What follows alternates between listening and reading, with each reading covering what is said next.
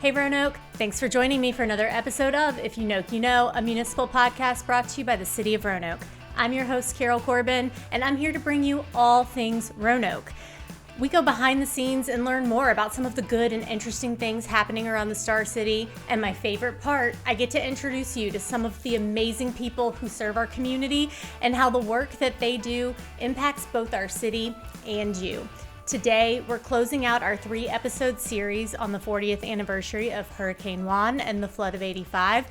And we'll be talking about how this event impacted our planning and preparedness for flood events and the future of flood resilience in Roanoke. Our guests today are from our stormwater organization in Roanoke, Marcus Aguilar and Curry McWilliams. Thank you for joining me on today's episode. Thanks, Carol. Marcus, can you introduce yourself to our listeners? Sure. My name is Marcus Aguilar. So I'm a civil engineer in the Stormwater Division. I've been with the city since 2018, so it'll be almost 8 years in February. Originally from Houston, but love Roanoke and really excited to have a chance to talk with Carol today. I love that. Yeah. And Curry, what about you? Yeah, I'm Curry McWilliams. I'm a biological systems engineer with our stormwater utility out in Public Works. Been with Stormwater, it's coming up on 7 years. Came out for the job from Kansas back in 2019, and I primarily work in our stream restoration and flood mitigation world. So both of you are sort of implants into Roanoke. Did Stormwater bring you here? Or was it something else? Was it just Roanoke in general? Yeah, so for me, I would say indirectly. So growing up in Houston, flooding is a major thing, right? It's hurricanes and tropical storms, and I have these crazy memories of being a little kid and all the floods and everything. So that's how I got into the field. I went to graduate school at Virginia Tech, studied stormwater management there, and then took a job with the city from that. But really just fell in love with Virginia. And especially this part of Virginia. So my wife and I have, there's never been a good reason really to leave since we moved here in 2011. So, yeah. I love it. And what about you, Curry? I mean, what brought you here from, did you say Kansas? Yeah. So, I did my undergrad at Kansas State in biological systems. So kind of a niche engineering discipline, but Roanoke recognizes the importance of nature-based solutions, especially for our stormwater and flooding issues. And so I wanted to marry my passions of serving the community and working out in nature, and Roanoke Stormwater had the job, and so came out, like I said, in 2019. I love that. And something that I recently learned is our stormwater department has only been around for about 10 years. So even though it's like, I've been here for 7 years, I've been here for 8 years, I mean, you've basically been here for the entire time stormwater's been around. So Carol, actually, before I came to work for the city, I was in grad school at Tech, and the city funded the grad school for me, which was really neat. And I worked for the stormwater team, but as a researcher at Tech. And I actually remember like the formation of the utility and the first team, the teammates, that one of the first things we did was we floated the Roanoke River together. There was only like 6 or 7 of us at that time, and now the team's probably 40 some odd people big. And so sort of the genesis of the team, which is, it's been really neat over that time to see the evolution of the team and the projects, and bringing great people like Curry on board and others, and just seeing it grow and shift over time has been a really neat experience.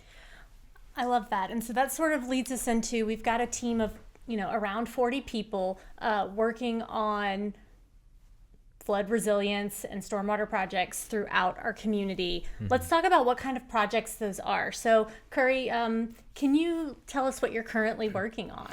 Yeah, so we've got 4 significant projects that are underway right now and ongoing. 2 of them focus more on the restoration of our waterways and the adjacent floodplain itself. So doing a lot of earthwork that then impacts how flooding moves through a system, which also, of course, impacts our infrastructure and our local community that is adjacent to those waterways. And then 2 other projects are mostly about identifying highest risk to our residential and commercial properties.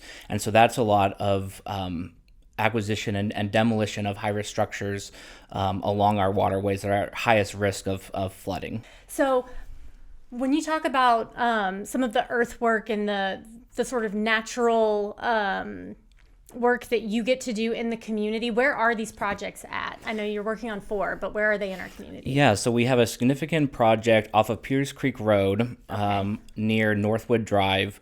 That project has previously already involved the demolition of 6 residential structures that were high risk of flooding and historical damage from flooding, and then major excavation of the floodplain through there to a significant amount that it will reduce the flooding during significant floods for the surrounding community as well, not only from a regulatory standpoint, but also the risk. And so that means optional flood insurance for people that were removed from the floodplain. It also means just a safer living space if a large flood were to occur.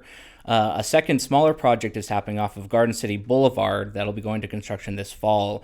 That involves removal of old infrastructure that's blocking our waterways that could be impacting floodwater moving through a system the way it should, and then excavating a good bit of that floodplain again so that we are utilizing the natural space the way it was intended.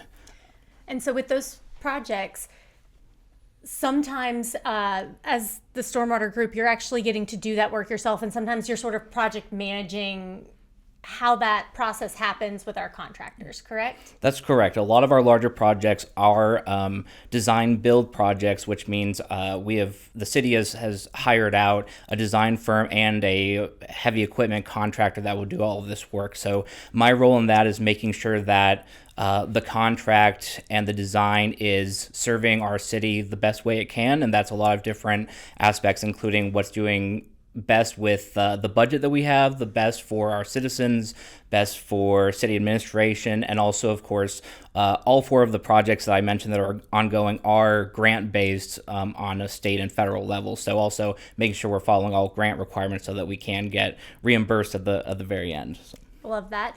And then, Marcus, before we get to you, one more thing I want to talk about, Curry. So while we do have these design build projects, maybe not current project, but a recent project that you've worked on Barnes Road was a really special one because it was a project where we got to take on a bulk of some of the work that we don't normally get to do to really prepare our staff and expand the capacity of what we can do. Can you give us a little bit of information about that project? Yeah, absolutely. So the West Fork Carvins Creek project, a very traditional stream restoration, similar to the ones that we have ongoing, just at a smaller scale, was also a state grant funded, but was small enough that we recognized the benefit of using our in-house construction crew to construct that stream restoration project, which included building about a 75-foot long imbricated wall to protect Barnes Avenue from further bank failure, and then also regrade the stream to have more floodplain connectivity. So during those heavy storms, there's space for that floodwater to utilize the natural environment provided. And so not only did that allow our crew to learn how to build a new project and gain those kind of skills, it also saved us a good bit of money on the construction side of it. First in the state, actually, for a locality to utilize in-house staff. That's cool. So lots of different nuances to traverse, but ultimately was a solid win for stormwater in the city.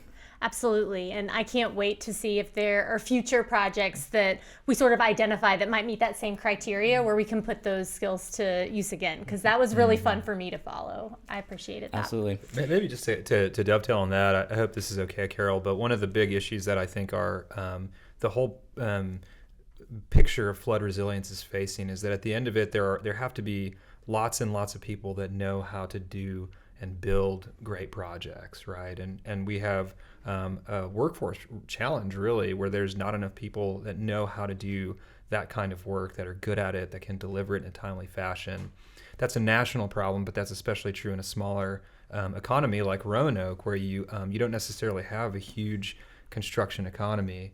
And so one of the great things about that project is it gave us an opportunity to further cultivate some of our own staff to be able to do that work and hopefully grow that labor force here in the Valley so that we can continue to deliver great projects. Yeah, again, when we were sort of following through the process and seeing the end result, it was prideful to me, and I'm not even on the stormwater team, but I'm like, as a member, like a city employee, I'm like, we did that. Like, that's not something we normally do, but we did that.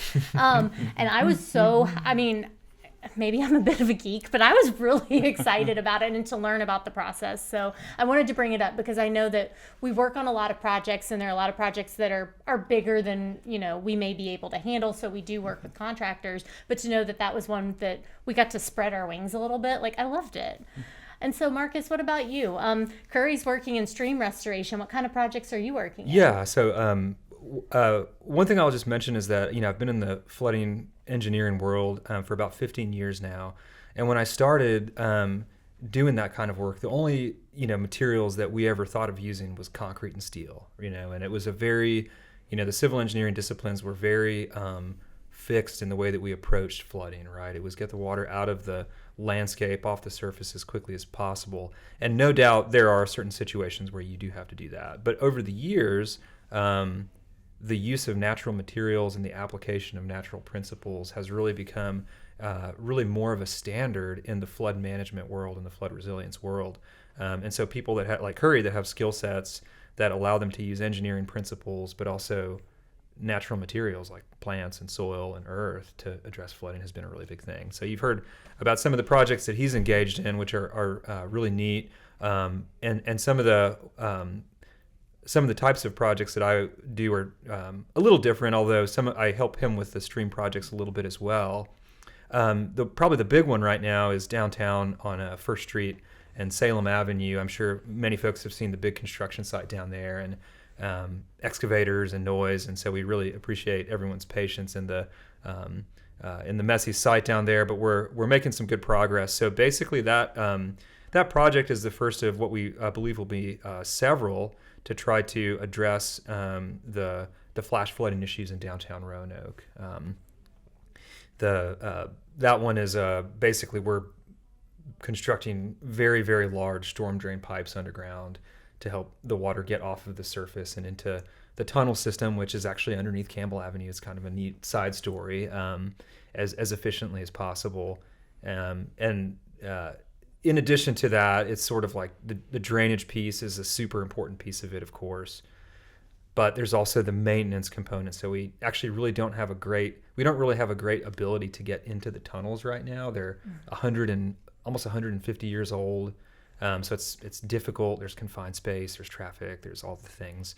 And so one of the things that this thing is doing is giving us much better maintenance access in that area to be able to clear debris out and clear sediment out and keep the system flowing openly.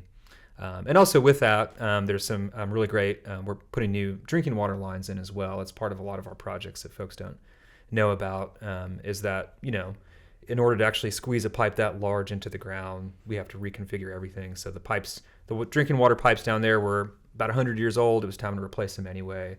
So we partnered with the Water Authority, and we're doing that as well. So kind of a slam dunk on all three fronts. Exactly. Yeah. And, you know, I believe that same sort of area in downtown is up for paving in the next year or so. So you're getting all of that work done now. So we're not repaving and then tearing the road up. So That's exactly right, Carol. Wonderful planning. Yep. And so the drain pipes that you're putting in downtown, are we talking about a pipe that's like basketball or like, are we talking like beach ball? Or are we talking like stand up inside of it? Yeah, great question. I said very large, and what does that mean, right? So I'm about 5'7" in the morning, about 5'6" at night after the day, right? And I could lay down horizontally in one of these pipes. So they're about 6 feet wide on the inside and 4 foot tall on the inside. So I'd have to crouch down to walk through them. I say pipe, but really tunnel, right, is probably a better word for it. Okay. Each one of the concrete pieces weighs about 17,000 pounds.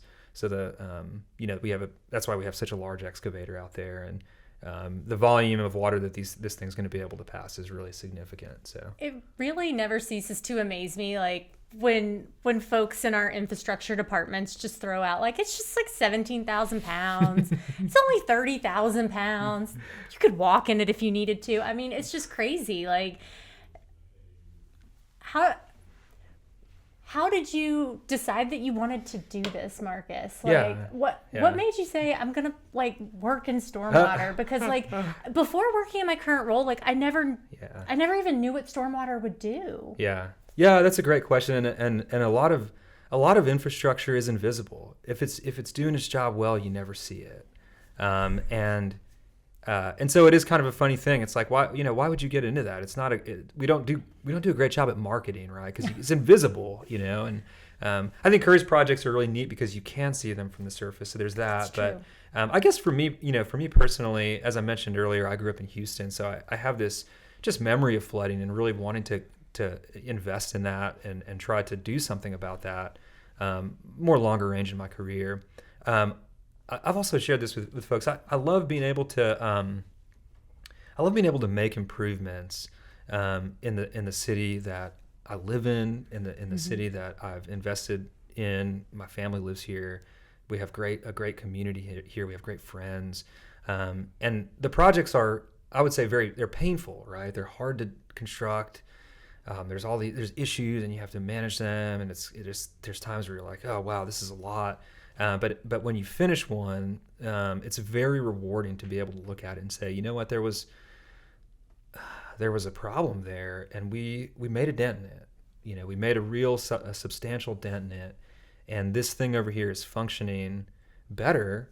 And it was painful, and we spilled some blood for it, and that's okay, right? That's part of the process. But you walk away from it, and you're glad that your kids get to enjoy the community that you helped to build. So I think that's a really neat thing about being in the infrastructure domain. I love that. And so I really appreciate you guys taking time to talk to me about some of the projects that you're currently working on and how that is going to help us be a little bit more resilient and lessen the impacts of flooding in our community. But one thing I want to bring it back to before we sort of switch over into talking about preparing for the future, both of you are relatively new to the area. You weren't here during the flood of 85, but I'm sure you've heard of it. I'm sure it's been a thing. So as people who have, relatively speaking, recently to the community, like, what would you say the impact of the flood of 85 is on this community, and how does it impact you as someone who lives here now and works in this domain? Yeah, that's a good question. I was not born in 85, actually. I was born in 1986. So it's kind of funny, reflecting back on something that happened before you were born. I would say for me, the stories that over the years that I've read, and then of course the work that our team is doing on pulling that together, it's incredibly helpful. It's scary, but it's incredibly helpful to remember that can happen. When you see the images of places that were underwater, it's almost unbelievable. The size of this event, the extent of the damage, the lives that were lost, the costs. We're so many years away from it that I think it's easy to look at that and think that could that really have happened? Is that really And the truth is yes, right? It has happened, and I think. The reality, as hard as it is that it could happen again. It probably will happen again. And I think that it quickens me to approach my projects with a I'll say urgency, but I don't mean like a hasty urgency. I just mean an urgency that remembers that there's a good reason why we're doing this is important. Work, right? It's important. And those memories, they're in there. I don't think about them all the time, but when we do bring back the memories of the flood of 85, we look at the photos, we read the hydrology reports. It's like, I'm glad we're doing what we're doing. So. Marcus, much in the same way as you, I was 3 weeks old during the flood of 85. Wow. So I do not remember it, but it is a lovely reminder that I too shall be turning 40. Curry. I know, it's like everybo's celebrating, or not celebrating, but remembering this. I'm like, I need to remember me. But Curry, what about you? So how has sort of the history and the impact of the flood of 85 impacted you in your work? Yeah, so my role allows me to engage with our community and a lot of our community members in a very personal way. I'm occasionally knocking on doors and engaging in conversation about flooding and the concerns about flooding, and even, the things that are scary about living next to a waterway. And so people remember the flood of '85. Like you said, Marcus and I are fairly new to Roanoke compared to that timeline, but it was one of those events that people remember, have those memories. It's fresh, and recognize that flooding is a process that happens. I don't necessarily want to make it a scary word, because it is a natural process, but we have to be planning for and be resilient against flooding. And so it's interesting engaging with our community, one that I think is very susceptible to flooding in the valley. People are coming around to the idea that flooding is a natural process, and it happens. And so it is trying to put an optimistic spin on it. People recognize that and are starting to understand the things that the city needs to do in order to build a resilient community, where I think these natural processes that Marcus was talking about, going from pipe work and drains to more of a natural process, it's a fairly new science. Only last 2 or 3 decades nationwide have we really come to terms that this is a good solution. And so there certainly was some pushback to begin with, but I think, again, flooding and other disasters like that really stick with community members, and so it is a good path to be able to provide a route of kind of working back the clock and making our community more resilient when and should a flood event happen again, like the flood of '85. Well said. Well, I appreciate both of you for being here today, for taking our community through some of the projects that are going on right now to help mitigate some of those risks and hopefully make a dent, as you've said, in future flooding events. Coming up next, you will no longer see me. One of our Stormwater Division employees will be hosting the next segment as we talk about how the city's preparing for the future and how we're becoming more flood resilient.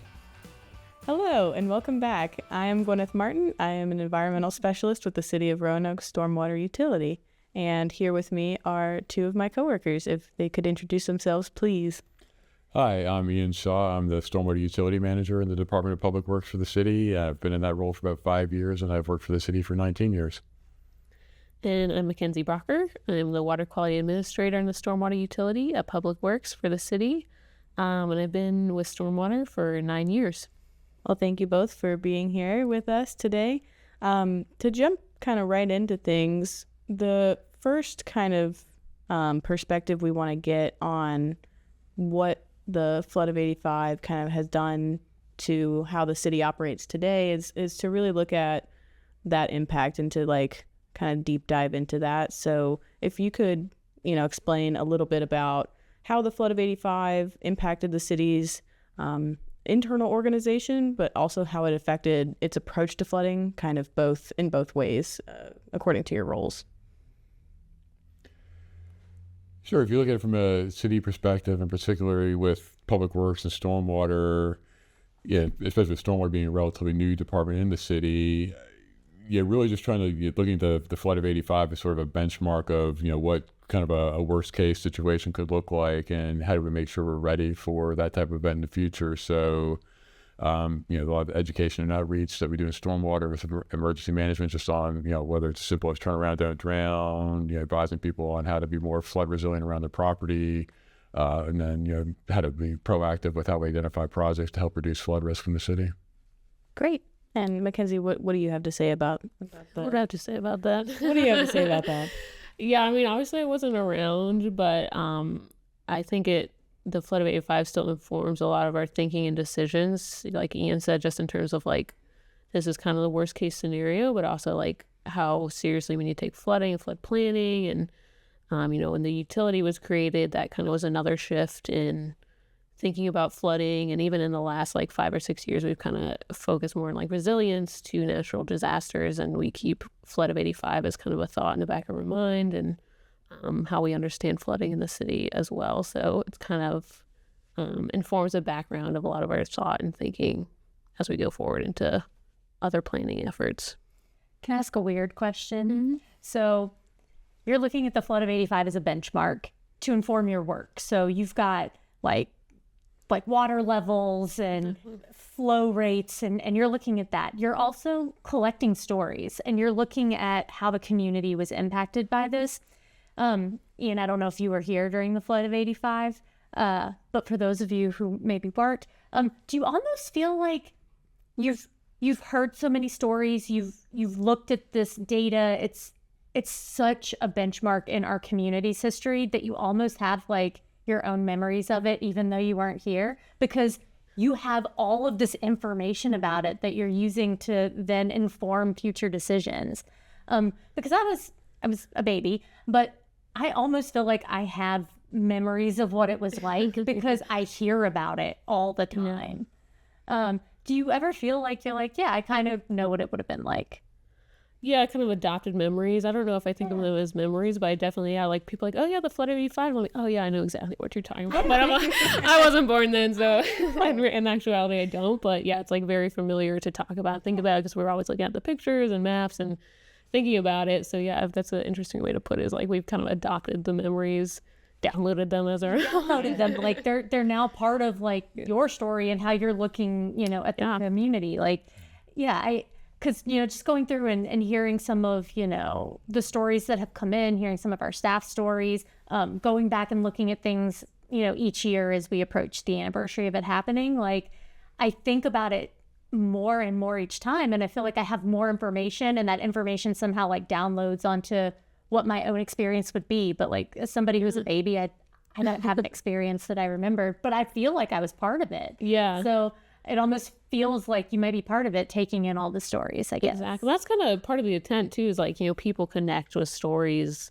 more than like data and stuff. So the more, you hear these stories, it's like, oh, you're connecting and it feels like your own. And it's like, oh yeah, no, when I hear this flood warning, I think of that story this person told, or, you're connecting that every time you hear it, rather than just being like, oh yeah, I remember this mark on the wall that I've looked up on the computer, landmarks or whatever. People talk about Victory Stadium a lot, and so that's one that kind of comes to mind. But I think even just with this project, it's like having read 75 people's individual experiences with the flood. It's like, of course, like I wasn't here yet, but it's also like, oh my gosh, now I like walk by places and I can remember that person was like, oh yeah, I had to climb up on that roof or whatever their experience was. I walked past that like retaining wall area behind Blue Cow at the Greenway and the river. Mm-hmm. And like I see the, water, marks there. And I'm kind of like, oh my gosh, like every time I walk by, I think about like, where would that be at for the flood of 85? And like, if I was standing here, I wouldn't be standing here. Where would I be floating right now? Where would I be floating right now?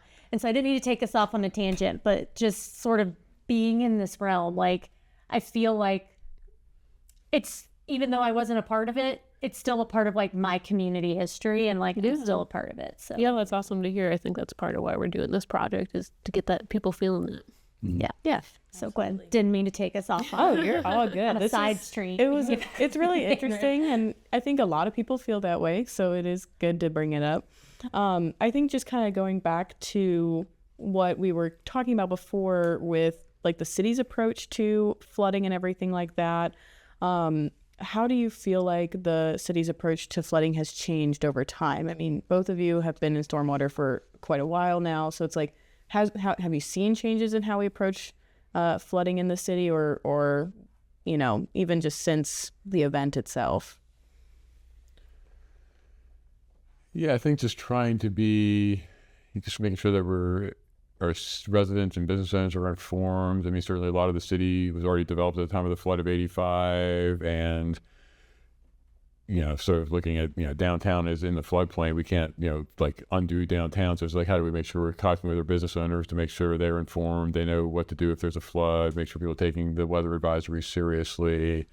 I know you've talked with us about projects we're doing. So how do we do projects help reduce the risk of flooding in our community, but also then educating the public about how they can kind of take that a step further with, if we do some baseline flood mitigation, how does that tie into then the things that they can do on their own, and sort of the group or community effort to make sure that Roanoke is as resilient as it can. So I think it's just trying to make sure that all of our citizens can understand, whether it's to turn around, don't drown. Hey, I'm in a flood zone. What can I do to make sure I'm ready, or my property is in as good a shape as it can be? Yeah, I think we're doing, like Ian said, a lot of different things. So it's hard to say like, okay, flood of 85 and then step 1, 2, 3, 4, 5 happened. It's like kind of a long journey beyond that. And like we keep building on top of those efforts over time. But it is kind of interesting how things keep tying back to that. Like I think even the new mural over on 10th Street to memorialize the deaths over there. I mean, that just happened, was put up last year. And so that effects in the community from some of the deaths in the area are still being talked about and mentioned and remembered in that community. And it's also tied into a flood mitigation project that we did right in the area. And so it's kind of like long delays in the process, but we're still working on pieces and projects that are touching back to these events, but we're just kind of like building on in layers of how we address and think about flooding and adding things like our mitigation efforts, a lot of our data. We're investing a lot in sensors and warning systems, and we have emergency management building on its efforts and swiftwater teams. And so it's kind of just like layers over time, over the years, but we still see, oh yeah, flood of 85, like just still part of like people's living memory and experiences. Yeah. Yeah, I think we can't eliminate flooding, but I think going back to like Ms. Brown and Ms. Robertson, how do we make sure we learn from the lessons so that, if there is if there would be another flood of 85, but when there's another flood of that magnitude, that we're ready for it, so we don't have to do as many rescues. Hopefully there's no fatalities. Hopefully there's can't get away from no property damage, but at least hopefully people are prepared. So at least their most precious belongings, they've have safe and, know how to, just what they're going to do in an emergency situation. And Yeah. hopefully people are well informed for that. Great. Yeah, it just reminds me a lot about like the different people we've already interviewed for this project for another aspect of it. And, there was one story of a woman who literally like trudged through floodwaters to get to her child. And, thankfully she's here and alive today and her child is alive and well. And there was a firefighter there to help her and everything. But obviously not every story is like that. And so just, and she's even said after her interview, she said, oh my gosh, I wish I hadn't done that. But like, I'm so glad my child is safe. Yeah.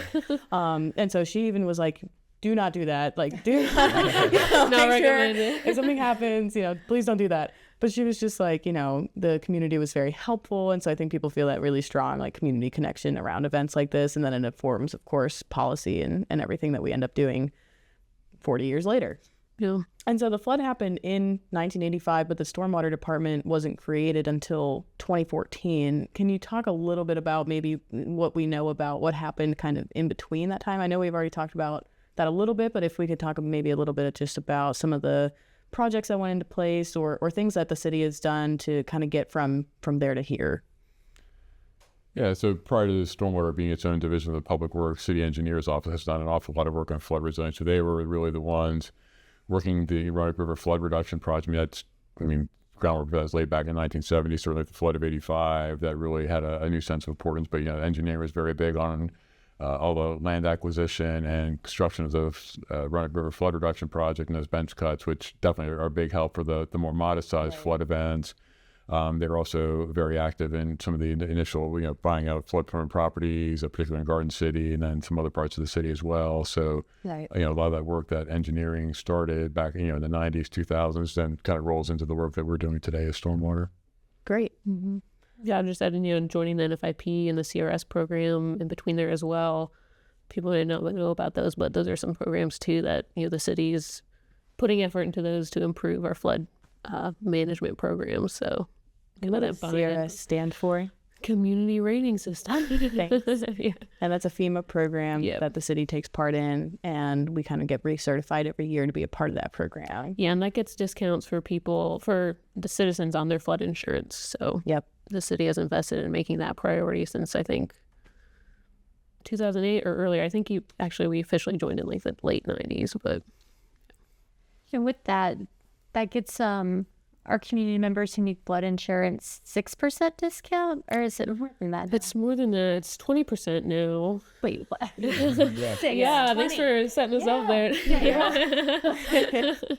Oh wow, that's excellent. Yes. Yeah. Yeah. So that's not a small undertaking, but that's work that, you know, our Stormwater Division's doing that maybe isn't infrastructure, but it's definitely helping. In the flood mitigation. The kind of soft infrastructure, I guess you go. Oh, I like it, yeah. But it's a lot of, this the public outreach. One of the big things we do is, at least this parts of the Roanoke River and its tributaries that are on city property, we go out and look for obstructions and debris buildup that could become a big issue during a flood. Either they break loose and get clogged up on a bridge, or they could act as a dam and cause flooding upstream. So trying to find things like that proactively that we can remove before there's a big flood event. So there's just a lot of best practices that we can implement through the CRS program that, again, we'll go back to if we did have when there's another big flood event, we're better prepared for it. The impacts maybe aren't quite as bad. And then a lot of the education component too helps a lot with the, just overall safety of our residents and our business owners and whatnot.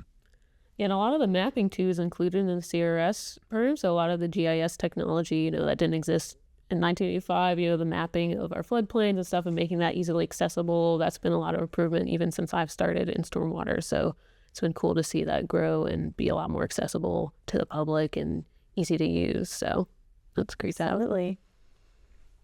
That's kind of a perfect little segue into what we're going to talk about next, which I think is more about what are we going to do going forward? Like, what is the city's approach to kind of looking towards those future events, right? It's not a matter of if a flood of this magnitude is going to happen again, it's a matter of when. And so what are some steps that stormwater / the city is taking to kind of prepare for something of this magnitude? Yeah, so it's like some of the things, part of it is, we have pretty good flood maps for the Roanoke River. Some of the tributaries, we're getting a better understanding of, we do have the flood events, just where might we see flooding, just better information to people, a little more real-time information as there's flooding too. So if roads are going to be flooded or become impassable, that information become, a little bit more predictable. Some of the things we're looking at too is just being aware with, change of precipitation, seeing a lot more intense, thunderstorms, rainstorms. There's not necessarily like a remnants of a tropical storm like the flood of 85. I mean, it could just be, we saw 3 or 4 weeks ago, you get an intense thunderstorm and what do you know, there, 600-year storm event and you see flooding on Peters Creek. So, just understanding like how weather is changing and, how do we either, design, you can't say design for that type of storm, but just how is our infrastructure set up so we either be able to warn people when there is an issue and communicate those risks and just, just better be able to communicate the different types of things that we could see from a flooding perspective. So part of like more specifically, some of those efforts are like modeling and surveying like what a watershed drainage is actually like, and then we can play around with scenarios. Now if we're putting in bigger pipes here, what does that flooding scenario look like if we need to expand the system? And it helps us plan and prioritize projects, where are the bottlenecks in our drainage systems and what needs to be improved. So looking forward, like that's a big help to us just for planning and implementing. We only have so much budget and so much time. So it's like if we can choose the right projects, that's a big help to get those actually implemented. We also have, some sensor systems in our streams. That's been a big thing. We have our precipitation gauge and some sensors, so that can give us some real-time information, but we're also trying to look forward to how do we integrate some forecasting and like warning systems that we can use internally for our emergency responders, but also, how can we get it out to the public in a way that's useful? So we're looking forward towards that type of technology. And then just, big projects we've got, projects planned for watersheds, like I said, in downtown on improving drainage, and that will be like a lifetime effort, but that is like future looking is improving our drainage and being resilient for climate change is having the infrastructure in place and always upgrading old infrastructure that's needs repair in place. So I know every project is different. It'll have different costs and size and scope, but do you have an average or a ballpark figure of like, given your staffing capacity, given your budget constraints, like how many projects like generally do you get to work on every year? Yeah, if you're looking at construction projects, I mean, we try to do, it obviously depends on the budget. We have about a $7 million capital budget, so we usually look at 5 to 6 projects a year, depending on how big they are. Like Mackenzie's saying, right now those tend to be more complaint driven. What we want to do is get more to the proactive side of things, where we can look at, hey, we know where there is a bottleneck, or maybe some of those works pretty well right now, but if we start to think, hey, if we keep seeing these different types of storms 50 years from now, where is the bottleneck going to be, and can we get ahead of that? to do those types of projects now rather than waiting until we start having people's houses flood and then realize we should have done something 10 years ago. So that's definitely the shift we want to see, is going from the more what are we getting complaint-wise to, hey, what are the problems going to be down the road, and make sure that we're anticipating those to the best that we can anyway. So. Gotcha. Makes a lot of sense. And so how do you feel about the city's like state of preparedness right now and like our approach to flooding? Do you feel like it's adequate, or is there spots where you feel like we could be doing better? Are there spots to celebrate, things that we think we're doing really well? Yeah, I mean, I think we're prepared. I mean, going back to Helene last year, you realize just, a couple hours away, and you're never ready for that type of huge event. So just recognizing that weather can always change, and if, we maybe, just always being kind of prepared, from a public works perspective, we want to make sure we're preparing for what's like the worst case that could happen, sort of hope for the best. So yeah, just make sure that we're on top of that kind of thing. But yeah, I think like Mackenzie's saying, with the sensors that we have, at least it gives us a sense where there's real-time information coupled with, we already see from the National Weather Service about the Roanoke River and precipitation. It does put us in a pretty good position to be able to, what's most likely going to come. We don't necessarily know, like, if Peters Creek is going to flood, to what extent, like 3 days ahead of time, like we might know it's the Roanoke River, but at least we kind of get a sense of what's happening. And from past experience, at least we kind of have a sense of work with emergency management on, what we might likely see and how to make sure we're advising and whatnot.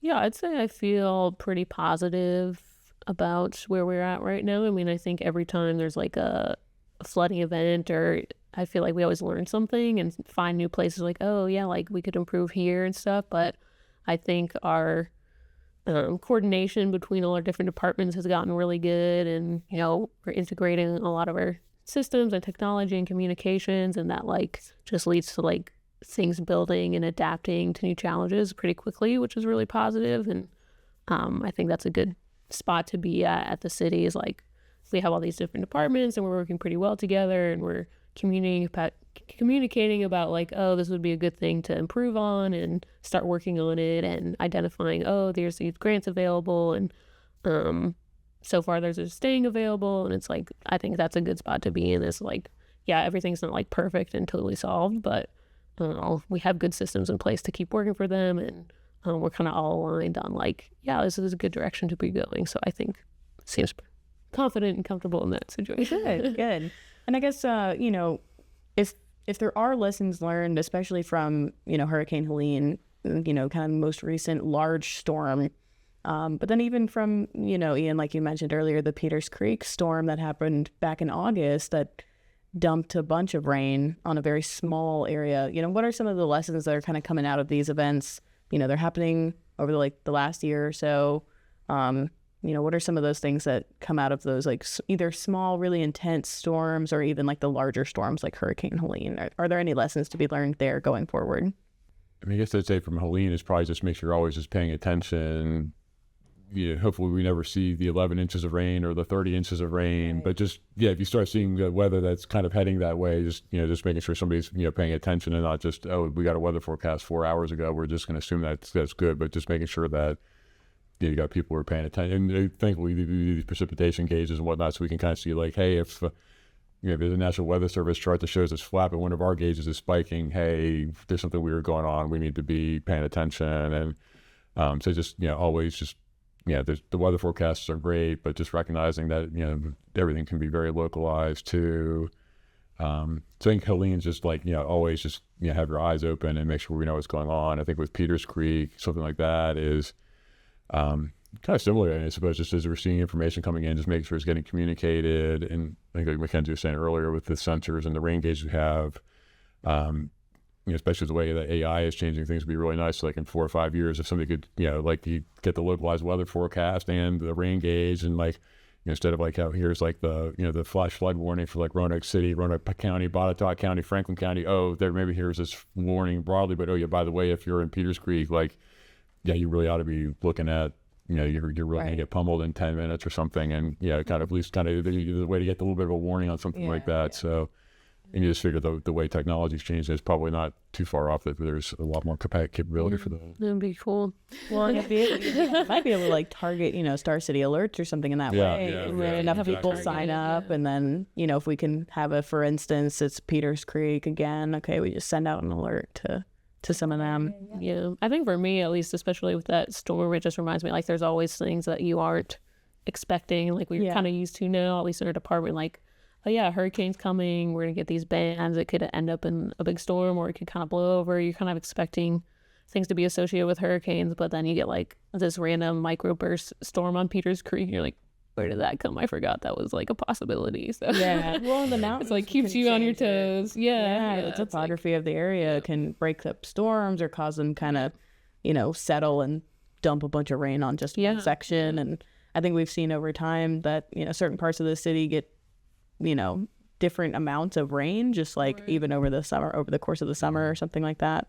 So I guess kind of speaking to that, it's like, what are some of those things that you might want to see as part of a flood resilient Roanoke? Like what are your wildest hopes and dreams when it comes to being super flood resilient in Roanoke in the future?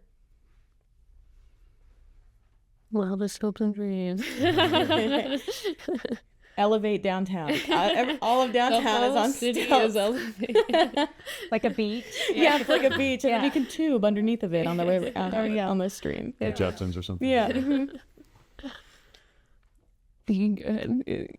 What's your wildest dream, stormwater manager? We'll get billions of dollars in funding. Well, yeah, I mean, if we got billions of dollars in funding, we would be able to, elevate downtown relocate Trout Run or, I guess, really would be, I mean, if we're looking at downtown, I mean, I'm in my 50s, what's a realistic thing I might see in my lifetime or career? But it would be more, I guess just going back to like the partnerships, that we're trying to do some projects that would reduce flooding in downtown, but just make sure we got, good partnerships with like businesses. So, hey, we can take care of X, but are we educating people? Hey, can you install flood shields or some things to take care of Y? And if we, city and our, kind of residents and business owners, property owners working together, that would be, I think, the ideal of, we're all working in partnership and not, gee, this wasn't the city's responsibility, or why didn't the city do something, but just, a good collaborative effort on how to make our community safer for everyone. Yeah, that's a good answer. I wrote this question, but I didn't really think about my answer. I think for me, I mean, I guess we haven't really talked about like floodplain and natural functions and stuff, but I think since I've started, we've seen a lot of like change in people's perception of like natural spaces and like wild areas and keeping those natural, and that's like the positive view of that has increased. So I think I'd like to see that continue and see a lot more buy into like, oh yeah, that's just kind of like well known that like, yeah, you need some floodplain function and floodplain space for this water to spill out into. It provides important ecological function and safety functions as well. So that's kind of, I'd like to see that public perception continue to grow and expand as I have seen in the last even 5-6 years. So. Yeah. I think that would be a really nice change to see. If you look at sort of different flood reduction projects in the city, you've got the 1970s Lick Run Channel east of downtown, where it's just a big concrete line flume. Right. Helpful for getting water away from downtown fast, but definitely doesn't look particularly nice, not, very environmentally friendly. But, the Roanoke River Flood Reduction Project is better. At least it's natural. We've kept trees along a lot of the bank along that. Yeah, so how do you make things that are, more of a natural function? So, if you're a resident, it's like, hey, this is like a nice park I can go to and visit. It's a resource for the community, but it also then providing the flood benefit of, this helps, keep the water, close to the stream, hopefully less community impact. But, I think just that sort of the nature as a resource in and of itself is a nice, I think something, last 10, 20 years is that gradual shift to be away from, the more hard engineering solution to more like what's a good, environmentally friendly and sort of community resource type of project. Makes sense. Does make sense. And that was just making me think about some of the projects that Curry was talking about earlier in the podcast. So yeah, I definitely love to hear about some of the ways you can use the natural world to solve the problems of the natural world. So well, imagine that. Imagine.